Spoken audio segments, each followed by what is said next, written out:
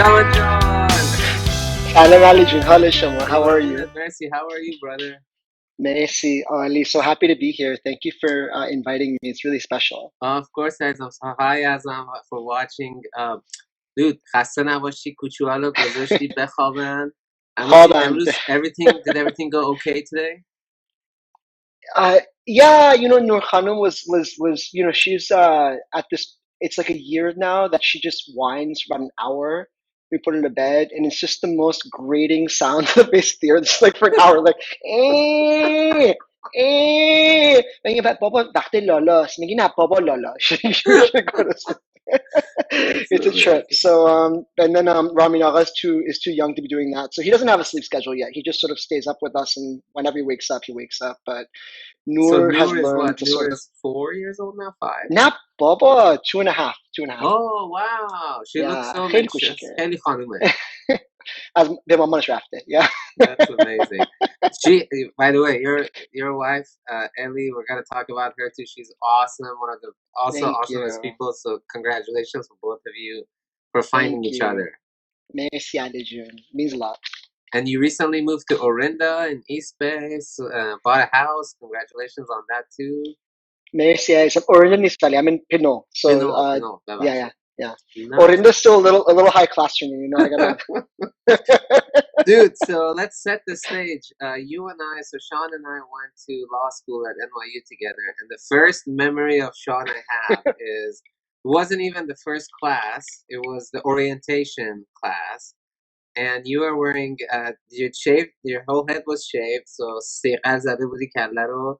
Yeah. And then you were sitting a couple rows ahead of me, and they were just saying, "Oh, like next week we start school. You need to bring a laptop, all this sort of thing." You're wearing an Argentina jersey, so my first impression of you was like, "Oh, there's an Argentinian guy." You're like خیلی عضله. You're one of the muscliest people I know. And then you would not shut up. You asked so many questions. Like I was like, this is what gunners are. And oh, so next week when we start classes, do we need to have read something before we start classes, sir? And so I was like, who is this douchebag? I know. A number of people have said that to me, and I want to set the record straight about this. I I feel like gunners are doing it for the grades, whereas I was just doing it because I was so excited to be there with everyone. So especially with you, Ali June, No, it's absolutely true. You're very authentic and genuine. So why were you so excited to be in law school? Well, my path to law school was one that was I mean, it was fairly direct. I took a year off between undergrad and law school, but I knew what I wanted to do. I knew I wanted to do immigrant rights work. I knew I was there. I Why? had done that work in the past. Well, you start right away. I feel like I'm on 60 minutes. Um, you know, well, first and foremost, my parents are refugees in the United States of America. I'm here due to the asylum process. I would not be here had I not won asylum, and so I have that background and sort of that knowledge coming into it and how much that process can help people. But more so, when I was in college, I actually ended up working in the Bay Area over the summer at an organization that used to be here called the National Legal Sanctuary for Community Advancement. There's an Iranian lawyer named Banav Shahla. Yeah, she's a member of the group actually, and she used to run that organization. And so I it was right in the middle of the NSEERS program, and I don't know if you're familiar with it. It's Please explain. national. We have so many young law students, and they probably don't even Yeah, remember what NSEERS was. right. So after the 9/11 attacks, the Bush administration created this program called NSEERS, and it's been in the works for a long time. But the Bush administration was the first one to do it, and it was supposed to be what was called a national entry exit registration system. So they're supposed to like fingerprint everyone that comes in, so they can supposedly fingerprint everyone that comes out. So there's no visa overstays. If you have been fingerprinted and a fingerprint doesn't leave the country, they know you've overstayed. And when they did this, the way they said they were going to do it, they're going to roll it out in by country groups, right? And the country they happened to start with were all the Middle Eastern countries, except for Saudi Arabia, where the the hijackers came from. Right. It was Iran, Iraq, Afghanistan, Pakistan, all the countries that are currently on the Muslim ban list. And basically, they brought people into these registrations, and they had ICE attorneys going through their paperwork, And if there were any issues or any irregularities whatsoever, people were sort of black bagged. They were disappeared. They were sent to prisons across the country, taken away from their families, and deported without really much process. And the purpose of this was to supposedly break up terrorist cells in the US, but I don't know what terrorist would actually self-report when they had their paperwork not in order. What We ended up actually, happening was sorry, we just, actually have an attorney in this group. I'm not gonna name him, but I know that his father went to self-report, and the father was in the Mujahideen before the revolution, and right, he never came back. And I know it yeah, because my brother called me. I was a student at UC Berkeley, and my brother called me and said that this happened, and then there was a whole fiasco to get him out, and it yeah. really impacted lives. Yeah, I mean, to me, I mean, the thing was, I grew up pretty political, but my parents weren't ideological. They were politically aware, and I still had a very, I think, naive belief in what this country was and what it stood for, and how it operated. And this was really my first taste of just like the obscene injustice that we perpetrate upon our own citizens, residents, especially immigrants, people of color, and it really was sort of like a political awakening for me that like this could happen here, and it really propelled me into law school. I just knew that this is what I wanted to do. I want to work with immigrants, and I want to do this sort of work. So that's why I was excited to be in law school at least. So shout out to Banaf Shaflari. To can you name the Yeah. organization one more time? Yeah, it was the National Legal Sanctuary for Community Advancement, the NOSCA. I don't believe they exist anymore. They had a purpose in its time.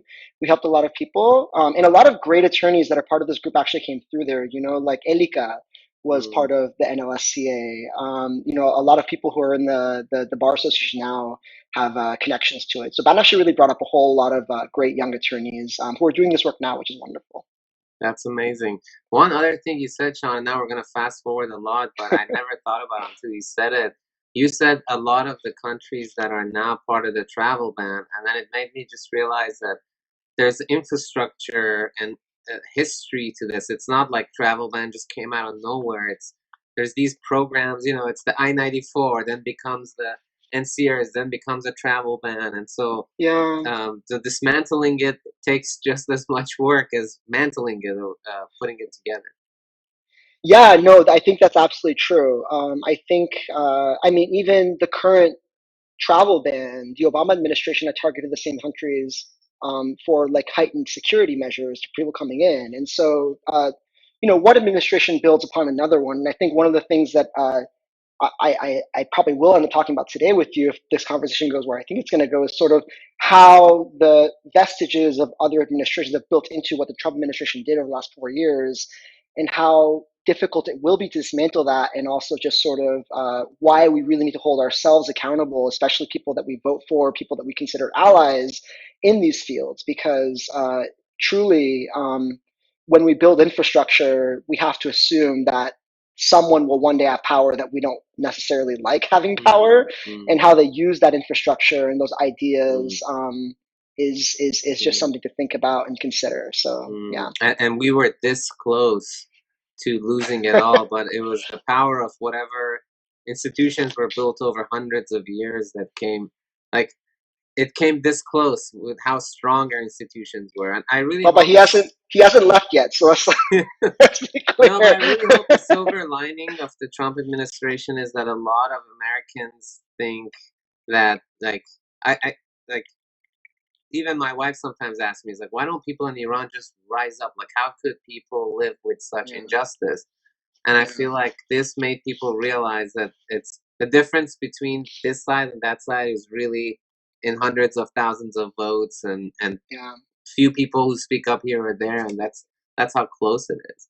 yeah. And just norms, like our desire to sort of live by these norms that aren't written anywhere, and but we respect them because we know that it's good for everyone. It's a social contract. That's, Yeah, that's what it yeah, is, yeah. So yeah. So when you look back at law school, Sean, what do you remember? Like, what is the essence of that experience for you? Law school for me was really interesting because I'm from the East Coast. Unlike you, I was sort of raised around New York City. I was raised in like the suburbs of New Haven, so I had a lot of community there already. And so I didn't really hang out with the law students that much. Like I had friends from college and high school in the city, and I sort of tried to have law school be one part of my life, and then my social life and everything else be another part. And I think if you manage that, it's nice because it can be a little bit overwhelming.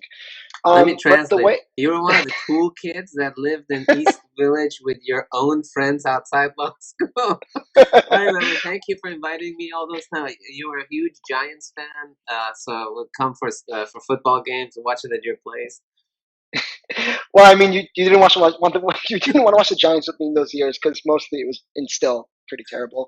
But I think like for me, I treated law school like a really wonderful time to sort of take classes that interested in me and expand upon my own understanding of how this country operates, how the world works, and how we sort of we interact with one another. I wasn't too worried about grades. I mean, I think you're always worried about grades. I think we were lucky in that like there's a hard curve at NYU, but you're pretty sure you'll be okay if you don't really like flunk out or anything. You'll be okay.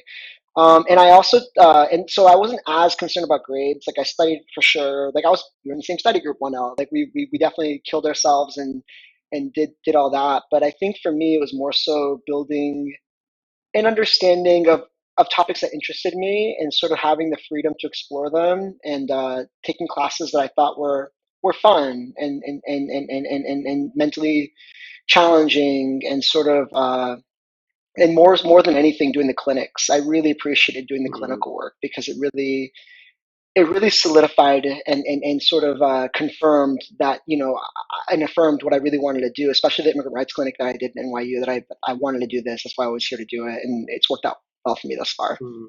So, well, I was gonna ask, what was one class, and I'll add, or clinic that blew your mind? So, immigrants, right? So let's put that aside because you knew that's what you wanted to do, Yeah, sort of. But yeah. what came out of left field, and you were like, oh my God, this is so interesting. Um, Interestingly enough, I really loved evidence. I thought evidence was super Yeah. cool. I mean, like because you just sort of see where these antiquated rules come from and why they exist, and in a lot of ways they're crazy, but not always. Yeah. And you can sort of see what people were thinking and why things are the way they are. And I really enjoyed it, and it's been extremely helpful because I'm a trial litigator, so I'm in court all the time, and the rules of evidence, although they don't apply in full force in immigration court, it's still pretty important. And so I really enjoyed evidence. I also loved CrimPro. I thought CrimPro was super cool. I knew I'd like it though, but I thought it was super cool. Like in all the con law stuff, anything that sort of touched upon our basic rights and the way that we sort of interact with one another and how to sort of interact with the state generally. I thought that was really interesting. It was great. I agree with you. I never took evidence until the bar, studying for the bar, but I fell in love with it because exactly like what you said, you once you think about it, you're like these are a bunch of people who are trying to make the right decisions, and this is what Right, they were thinking, and the right. exceptions kind of make sense. The other one that I remember thinking similarly about was wills and trusts because Yeah, it was very logical in a way. It made right. a lot of sense. So Sean, after you graduate law school, one of the coolest things you did that I think like really set you on a life path in even a more solid way was you just packed your bags and went to Guatemala to learn Spanish and live among immigrants or to be immigrants. Yeah, I knew I wanted to do immigrant rights work, and I speak Farsi, but at the time I didn't speak Spanish. I do now. In fact, my Spanish is probably better than my Farsi at this point. At least the legal Spanish is. So like I knew that the vast majority of my clients would be Spanish speaking, and I knew I wanted nonprofit work. And I knew the nonprofits couldn't afford to hire translators for all of the cases, so I decided I needed to go to learn Spanish. So Did you as speak a any when you left? I had taken like a class. All right, so I should say it's kind of a funny story. I had done a couple of years when I was like in seventh grade and eighth grade, and I hated it. I hated it so much. I had a terrible teacher. She didn't speak Spanish. She was just, I went to crappy public school, and my teacher didn't speak Spanish. My Spanish, speak Spanish. So she kind of turned me off to Spanish, and And so I was sort of like, this is stupid. I don't know why I'm not getting it. I hate it. I'm not doing it. So when I finished my 2 years, I was done. And then before I left, I took a class in Williamsburg, one of those like learn Spanish like classes, and I enjoyed it a lot. I was like, oh, this is interesting. I knew also profession was really important, so I was doing that while I was doing bar study. And then as soon as I took the bar, like almost like a week afterwards, I up and left. And I was there for a year. And I went to Guatemala and I lived in the Western Highlands in Quetzaltenango, which is actually a big area with like indigenous people. So Mayan people, people that speak Quiche and Mam and other languages. So it wasn't just Spanish I was exposed to, all sorts of different dialects of indigenous languages in Guatemala, but mostly Spanish. I went to a school there. It was actually a super lefty sort of like because Guatemala had like a 36-year civil war, and so the remnants of that war are still evident wherever you go in the country. The area that I was in, some of my professors were ex-guerrilleros, ex-guerrillas, who had lived in the mountains for like 20 years, and they were like very ideological. And I sort of learned a history of Central America and Guatemala specifically along. So it was like a political education too. It was so interesting because I really identified with the struggle of the Guatemalan people, because it's actually similar to a lot of ways to the Iranian people in that, you know, it, in many ways, their country is where it is because of foreign intervention and decisions that the U.S. and other foreign powers have made, imperial powers have made, and it just sort of struck a chord with me in that we are all people in a shared struggle, and no one is free until we're all free, and it really helped me politically as well. So I found that a really great experience. I highly recommend it. Anyone who wants to do this work, please learn Spanish. Go to Central America or Mexico or wherever, South America, and just live there for a while. You'll appreciate it. You'll really connect with your clients more, and you'll be better for. It's the best thing I ever did, I think. By the way, math student John joining us, she said team evidence, so go team evidence. So paint the picture, Sean. Like I can't even give us a mental image. Like you go to Guatemala, yeah. Like where did you live? My Like what God, was the neighborhood like? Who were your I'll, friends? I'll never forget. I get off the plane beach there. There's some guy there who's like throwing bags in a taxi. Then I'd read somewhere that like, oh, these people chante quetzal, they want a couple quetzales, right? So I gave him a couple quetzales, right? And like 8 quetzales are $1. I gave him like two, and he looked at me like, no es nada, and I had no idea what he was saying. I was like, do you want another one? Be sure. So I get there. I'm in Guatemala. I don't speak really much Spanish at all. I know I have to get from Guatemala City to Quetzaltenango, which is like a 6-hour bus. And they say for sure, don't take the bus at night, because that's when the buses are sort of stopped by the gangs and people are sort of pulled off and extorted and bad things happen. Go in the morning. So, I went there and I had really no sort of understanding of what Central America was, the history, the people, none. I wasn't really in tune with Latino community at all. Like it wasn't just part of my upbringing. I was brought up very much Iranian and in the Iranian household.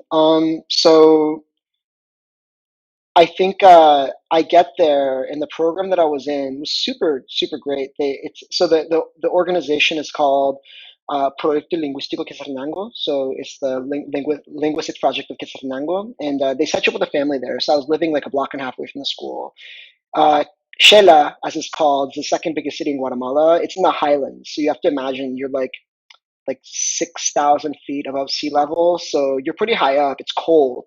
So you don't expect to be cold. You're like, I'm going to Central America. It's tropical. It's actually super cold in the morning at night. Yeah, it gets warm during almost like now, like in the Bay. Like it's super cold at night in the morning, but really hot during the day. Um, and I'm at this school, this open air school, and it's sort of like you're sitting at a desk that's like maybe 3 feet by 3 feet, one on one with another instructor for like 6 hours a day, just talking, right? And so they put One an on one. instructor there and you talk to them one on one, yeah.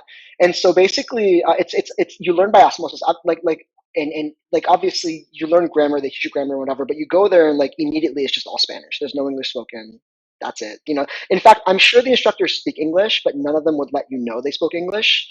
So I had no idea while I was there if anyone spoke English or not. I still have never conversed in English with any of my instructors, even though I'm sure they all speak Yeah. English. I'm friends with all of them on Facebook or whatever. But yeah. So what was cool was like So I was there at this particular school for like I don't know 3 or 4 months, and then I started backpacking. I just got my backpack and I learned enough.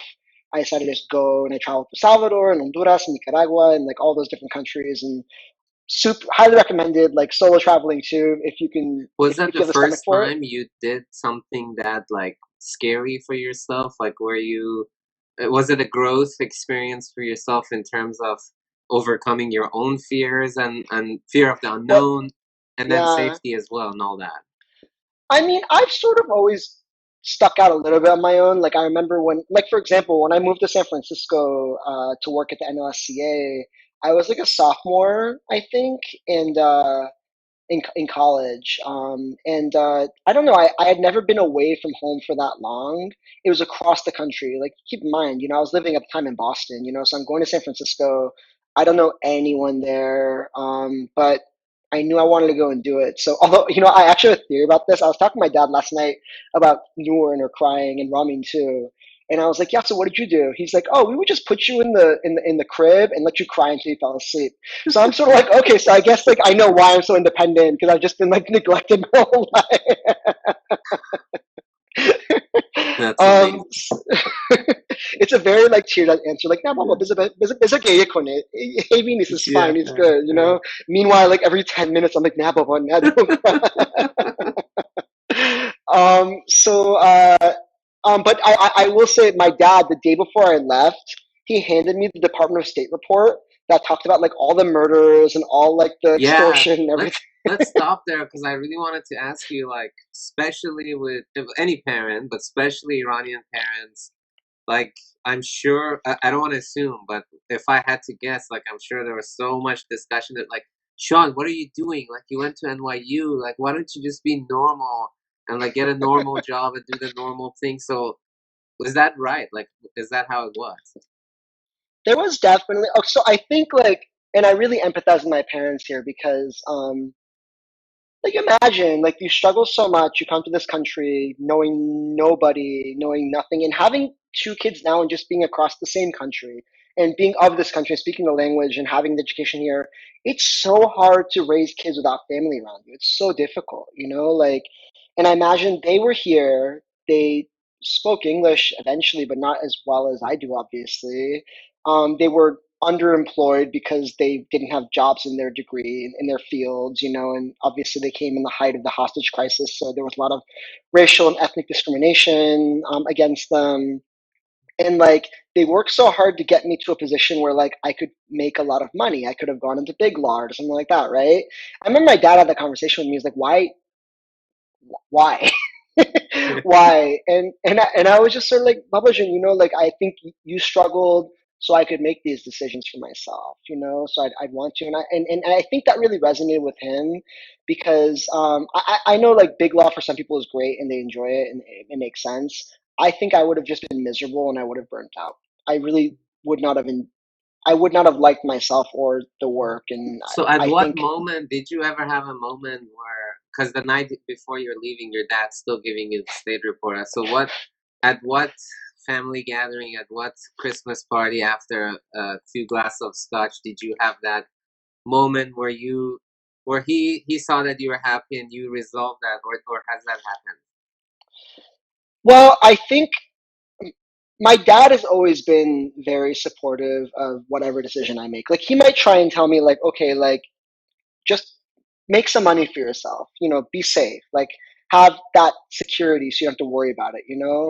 But I think he also understands that like life is about also finding your own personal happiness. Like there's more to it than that. And if you're making money but you're miserable, it's not going to be a satisfactory life. And I think that he really saw that. And I think like the question of the dangers of Guatemala is something different than sort of my career choice, right? So Okay. that's one thing. The dangers of Guatemala, though, I think that like I don't think they quite understood just how dangerous it could be there, and I don't think I quite understood just how dangerous it could be because I really had no clue where I was going. Like I had an idea. It's like it's Latin Tell America, us the scariest thing that happened. Oh, I had several guns pulled on me when I was in Guatemala. I remember it was so stupid. I was at this bar with some people. It's so crazy to think I was at a bar in the middle of this COVID thing. Like that will come back one day. I was at this bar and this lady was talking to me, and she was like a real estate agent. She's trying to rent me an apartment, and her brother was just like super. And everyone there walks on a strap. Like everyone has just giant revolvers on them at all times, you know. And his brother was there, and he thought I was hitting on his sister or something. And he pulls out this gun and like slams on the table, and he just points it at me. He's like, "You should leave right now." And I was like, "Okay, I'm Wow. letting you go." Um, I mean, but the thing is, though, like honestly, I don't want to make it seem like it's Right, like right, this right, like insane right, place. It's not. Like most days were perfectly normal. Nothing happened.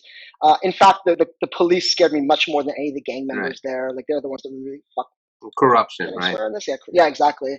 And so like the only place I was ever robbed was in Colombia. I was in Bogota,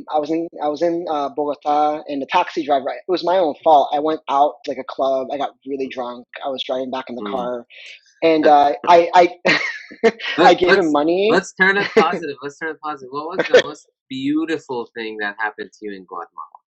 Oh my god. Like a concrete experience, Yeah, not yeah. overall.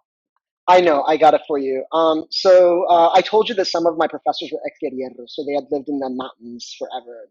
So we climbed, and Central America is absolutely gorgeous. It's just a land of volcanoes, like of active and also sort of dormant volcanoes. So we climbed this volcano near Shela called Santa Maria.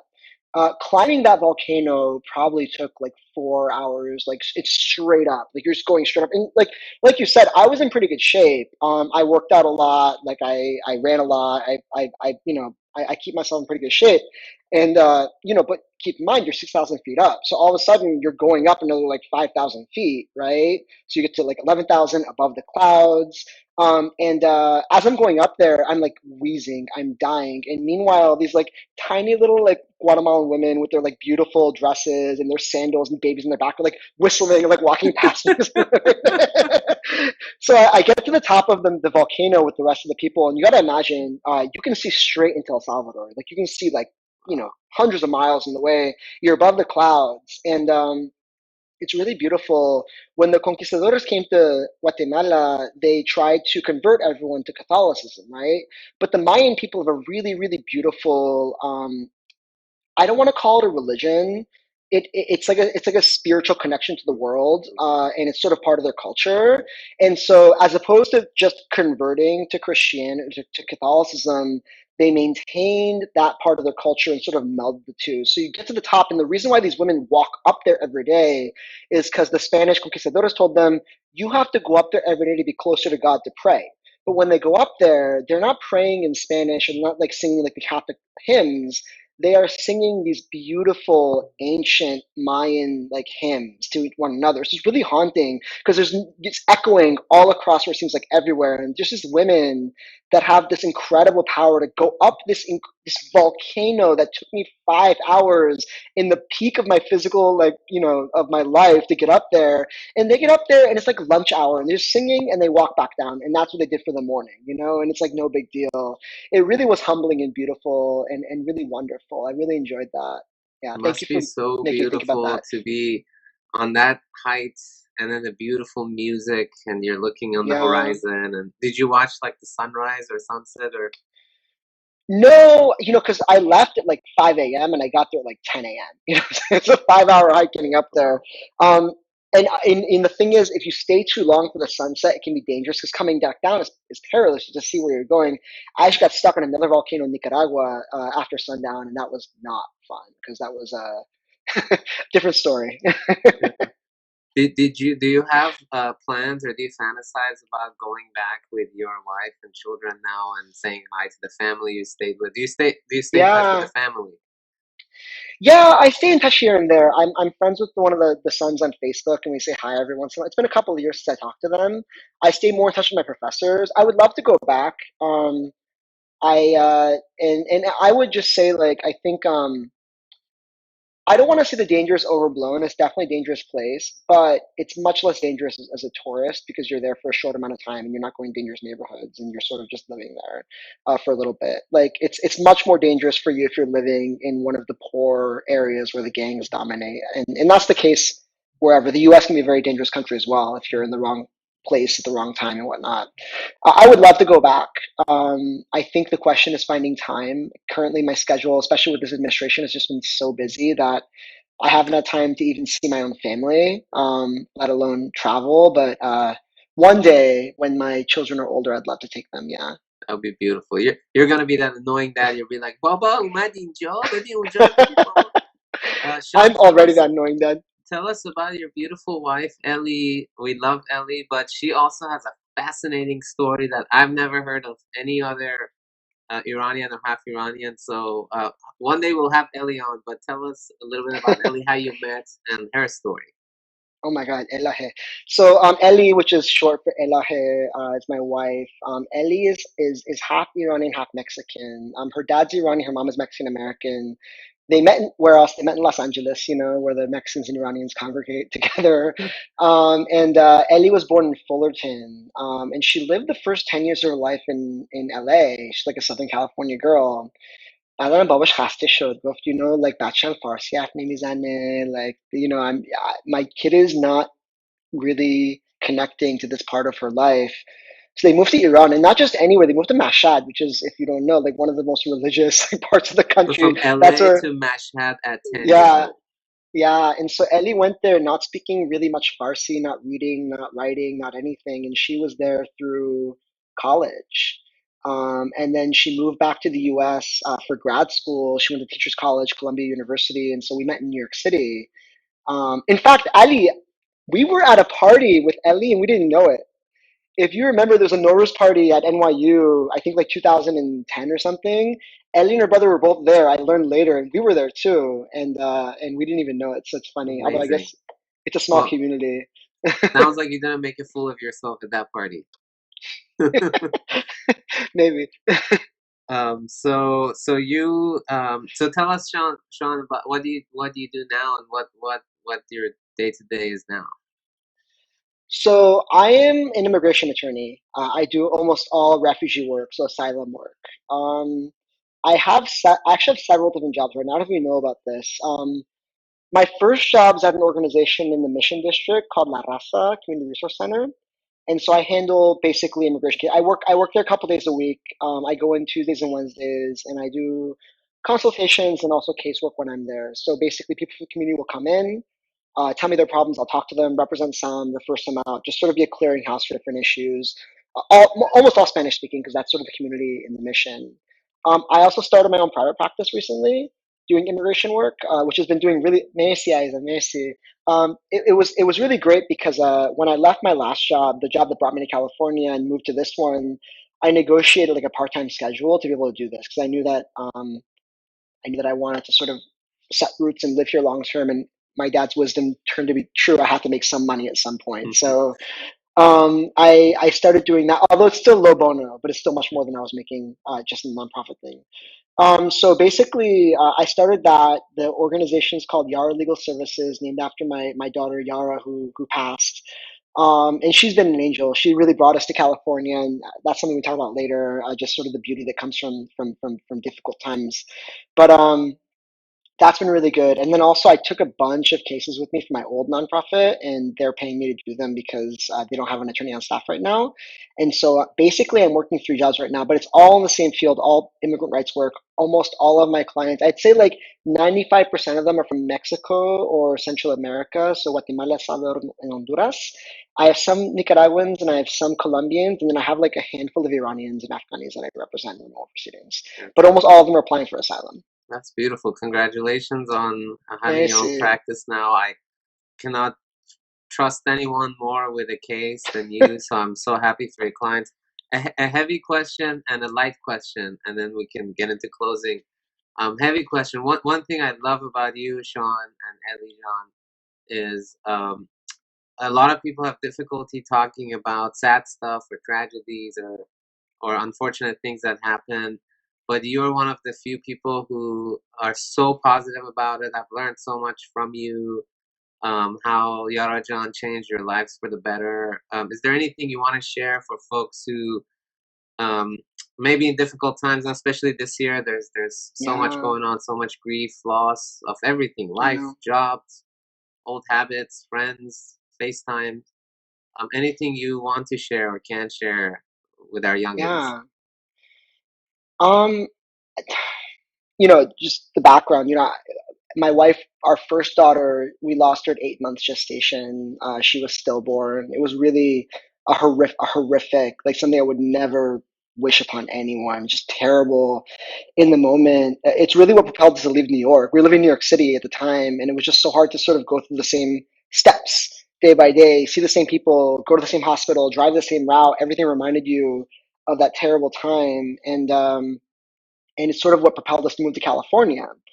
But it ended up really being wonderful for our family. One, I would not have my daughter Noor and my son Ramin, but not for like Yara's passing. And I can't imagine the world without those two. They are my world, and I do think that things do happen for a reason. I'm not necessarily religious, and I don't really believe in destiny, but I do believe in sort of attitude, and I do believe in making the best of whatever situation and seeing the light in any situation.